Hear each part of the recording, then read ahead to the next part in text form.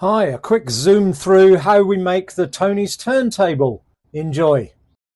So the first thing we do is cut out the charger station using a router and a template. Once that's done, we then machine it into the disc that's needed that you can see here, just checking for sizes and tolerances. Then it's a case of cut out the holes that hold the magnet holder on the main part of the turntable itself. Once that's done, we can then cut out the turntable disc. This has to be a perfect circle revolving around the center. As you can see, that's ready to go. Then we drill through the holes that will take the screws for the magnet holders.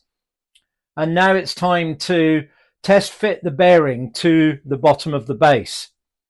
So once that's done and the holes are in the correct place, we can then cut out the center hole that allows the plug to pass through and the charger to sit into it.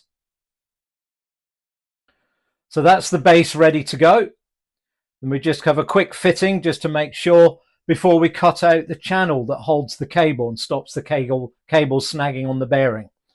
This is jigsawed out and then hand sanded just to be a nice oval shape at the end of it. Then it's time to actually check that the charger fits in, the plug goes through the hole, and we've got all of our tolerances correct. Drilling the holes to fit the charger station to the base, and then we can get on with the 4 little feet that will go at the bottom of the base, holds it clear of the cable. And now we're dry fitting the bearing to the base, making sure that it's absolutely level and the turntable won't wobble when it's being revolved.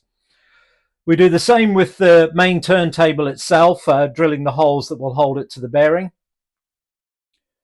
And these are done in a way that we can hide the bolts so they're not visible from the top. Then we can cut out the large hole in the center. Again, this has to be exact to stop the turntable wobbling or being out of center. We can fit it together quickly and just check again that the charger cable's not going to snag. And importantly, that the speaker can revolve independently of the turntable. Once that's done, we add the little blocks that allow us to screw the magnet holders on, disassemble it, and sand it ready for painting. Obviously, we can't paint it while it's assembled.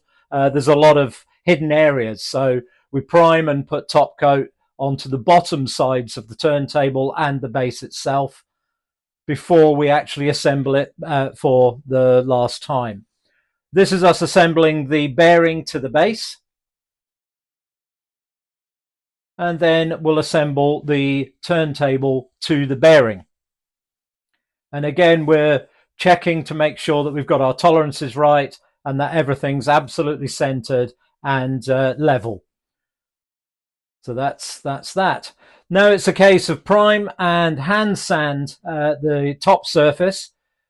We give the base another coat of paint on all visible surfaces, turn it over, and we can paint the top of the turntable.